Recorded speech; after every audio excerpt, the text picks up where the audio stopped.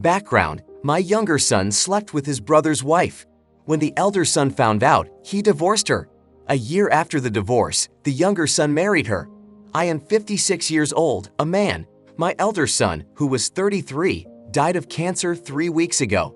Several months before his death, my younger son, age 30, along with his wife, tried to reconcile with the elder.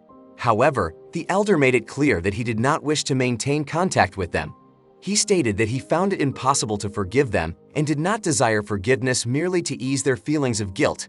He often became angry with me when I'd broached the subject of reconciliation, so eventually, I stopped insisting. I only told the younger and his wife that they should accept the fact that the elder did not wish to see them and move on. After the death of the elder's son, I did not inform the younger and his wife of his passing. The elder always emphasized that they had no right to mourn him in life or after death. A week ago, the younger sought his brother's obituary and, outraged that I had not informed him of the death, called me. He reproached me for depriving him of the opportunity to rectify the situation. I replied that it would have been disrespectful on his part to even attend the funeral since his brother did not want his presence. He and his wife declined the opportunity to be there, after which the younger hung up and blocked my number. My wife feels guilty for not informing the younger about the elder's death. She believes we should have given him a chance to say goodbye to his brother. I, however, believe it would have been disrespectful to the elder's last wishes. My wife understands my position, but is upset that the younger is now angry with us. She suggests forgetting the past for the sake of our healing. I believe the younger should take responsibility for his actions rather than blame others. My wife often cries because our son has blocked us and has started to blame me for what happened. It hurts, but I do not regret my actions and do not see any fault in them. You are not an idiot. When someone plans their passing in advance and clearly outlines their final wishes, it is appropriate to respect those testamentary intentions. Your elder son clearly expressed that he did not want certain people around, and that should be respected. I agree with you. Your younger son should take responsibility for his wrongful actions towards his brother. His rights regarding his brother are limited. The younger's mistakes may seem like foolishness or selfishness. He betrayed his brother in one of the worst possible ways. Now, after his brother's departure, he feels guilty. No one is thinking about him. It's all about himself. I. Now he must face the consequences of his actions. Your younger son seemingly expected a different outcome after his act with the wife of the elder brother. But instead of taking responsibility, he chose to block his parents, as if he just realized that later might not come and decided to sever more ties. Your younger son is not a victim in this situation. He lost his brother the moment he decided to enter into a relationship with his wife. How can he blame you for missing the chance to make things right after such betrayal, when there was no turning back? I sincerely feel sorry for your wife. She fears losing her remaining son, but the blame lies not with the one who should be held accountable for his actions. You may need to give her the opportunity to work through her relationship with her son without your involvement. Next story. Currently, I am 23 years old, and I have been working at the same warehouse since I was 18. My salary is quite high, which allows me to actively save money to buy my own house for the past 4 years. In addition to my main job, I earn extra money by cooking and selling lunches to some of my colleagues. My food turns out to be tastier and cheaper compared to what can be found nearby. I am well aware that my customers are colleagues, not friends. Once, one of my colleagues' spouses called me and seemed to order me to stop cooking lunches for her husband. This conversation seemed strange to me, but I replied that she should discuss it with him personally. After the conversation, I wrote to my colleague, telling him about the incident and asked him to ensure that his wife no longer approached me. He apologized and assured me that he would discuss the situation with his wife. Nevertheless, he continued to buy lunches from me, and I continued to sell them. In response, his wife sent me an offensive message, calling me a homewrecker. I did not respond to this, but only forwarded the message to her husband and blocked her. He apologized again and said he would continue to buy lunches if I didn't mind. I replied that the main thing for me is income. After this incident, I shared the events with my roommate, who said I acted foolishly by continuing to support him and could do without his $10 a day to save his marriage. You're not at fault. Your colleague's wife is clearly upset, but you don't cook lunch specifically for her husband. You simply sell food to anyone interested. By the way, it would be good to check at work if you're allowed to do this. After all, many companies don't allow their employees to conduct private commercial business during working hours. In any case, it's better to block her number and continue your activities. You're not doing anything wrong. If she's so concerned that someone else is cooking lunch for her husband, perhaps she should get up a little earlier in the morning and cook it herself. I don't see anything reprehensible in your actions, but be careful. She may behave unpredictably. Sometimes such situations can turn unpleasant, like slashed tires. Hopefully, she's not so unstable as to go to such extremes. If their marriage is so fragile that other people's lunches can ruin it, it's their personal problem. However, his continued purchases from you may bring more trouble than benefit. Perhaps it's worth rejecting his contribution to your business until he resolves the situation at home. Now I want to tell a different story. I'm 30 years old. I was at my brother's house, who is 4 years older than me. At that time, his wife, who was 31 years old, started having contractions. They live in a rural area where the quality of communication can be unreliable. In some cases, to improve the signal, you have to walk down the alley. My brother decided to drive her to the hospital himself instead of calling an ambulance. However, for some unknown reason, he suddenly drove off in an unknown direction. I can't drive, so I ran down the alley to call for help at 999. It took a long time to establish a connection, and it took just as long for the ambulance to arrive at the house. By the time the ambulance finally arrived, my sister-in-law was already giving birth in the car. My brother unexpectedly showed up at the hospital 8 hours after his disappearance. It turned out he went to our father's house. By the time our father learned about the childbirth, he made his brother visit his wife. I expressed my dissatisfaction with my brother at the hospital, pointing out his impulsive actions. He admitted that he was scared and didn't know what to do. I pointed out that his reaction could make him a bad father if he didn't change his behavior, especially in critical situations. He replied that he wouldn't run away again, but cried and called me cruel for my words. He claimed that I didn't understand his feelings. I understand he was scared, but I insisted on the need for him to pull himself together and support his wife. He was scared. Imagine his wife, seeing her 34-year-old husband running away to an unknown place and for an indefinite time. Meanwhile, her water broke, labor pains started, and she was alone. Then she finds out he disappeared and spent 8 hours at his father's, not getting in touch. This behavior is not becoming of an adult man, let alone a father figure. In her place, many wouldn't give him a chance to redeem himself after such an act.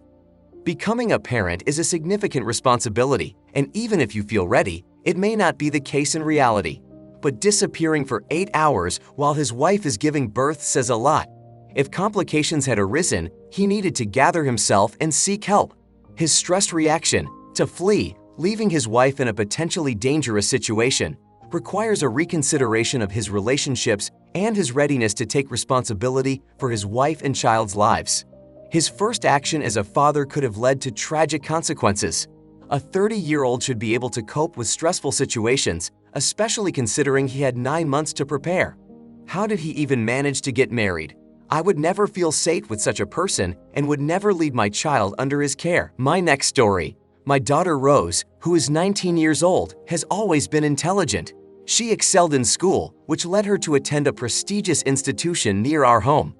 Currently, she lives with me and continues to excel academically. A few months ago, she started dating a new guy whom I really don't like. He constantly lets her down, but hides it behind a wide smile and beautiful promises. Despite my warnings, they continue to see each other. Recently, I found out that Rose is pregnant.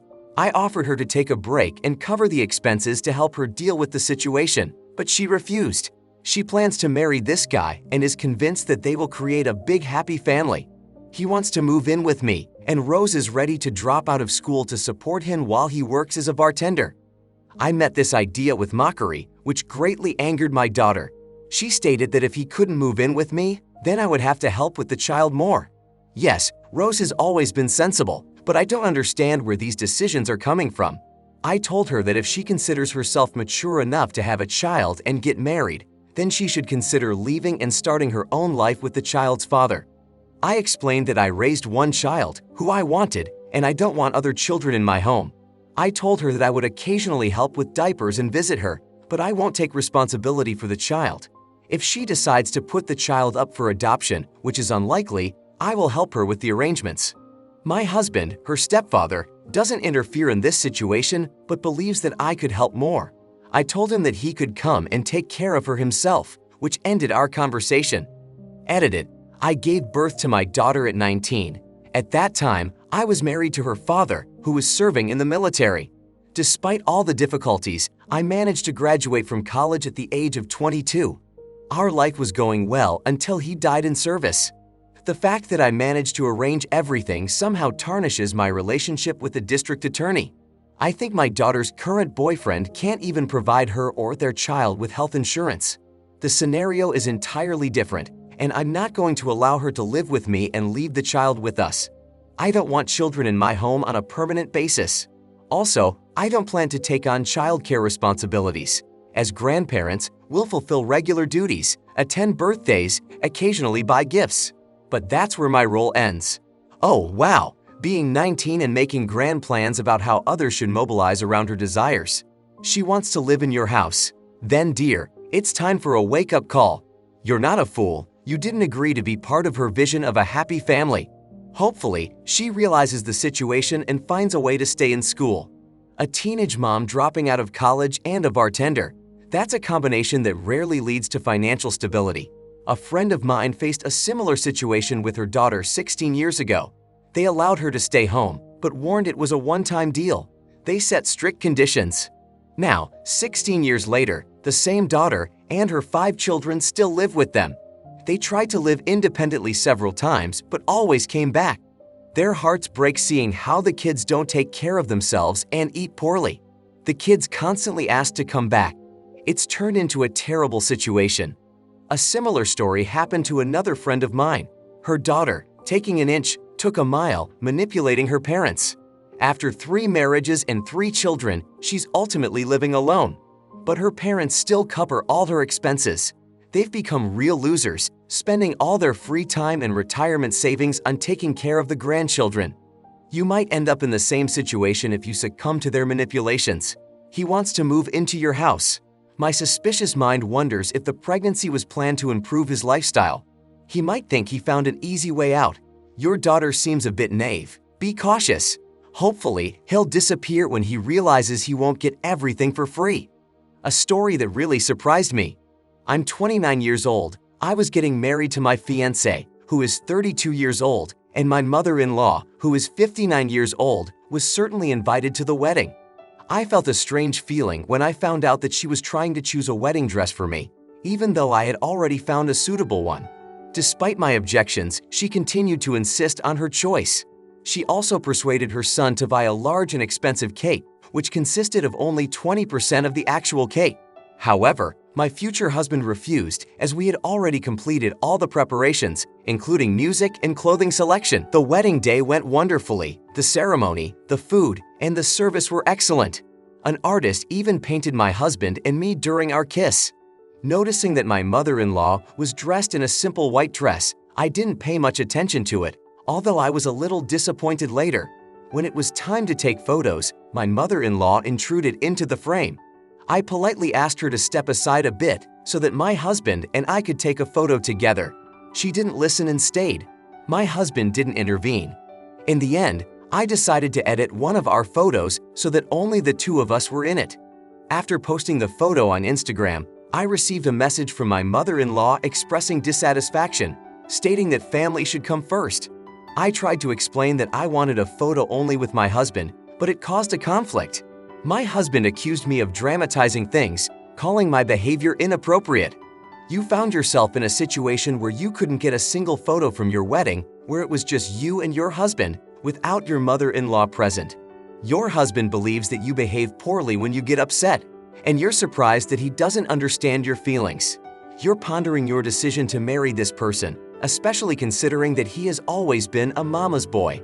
Your mother-in-law interfered at moments when it was entirely unnecessary. It's surprising that the professional photographer didn't politely but firmly ask her to leave the frame. As a result, the photos didn't turn out as you wanted. You acted as you saw fit, and that's good. If your mother-in-law chooses to play the respect card, You have grounds to point out her choice to wear white at the wedding, which is unusual and inappropriate. This action seems like an attempt to be the center of attention and an intrusion into a space where her presence was unwelcome. The question of dramatization depends on how the participants in the situation present themselves. Establishing personal boundaries should not be perceived as drama, especially if the other party tries to challenge those boundaries. Respect should be mutual. I wish you luck in the future.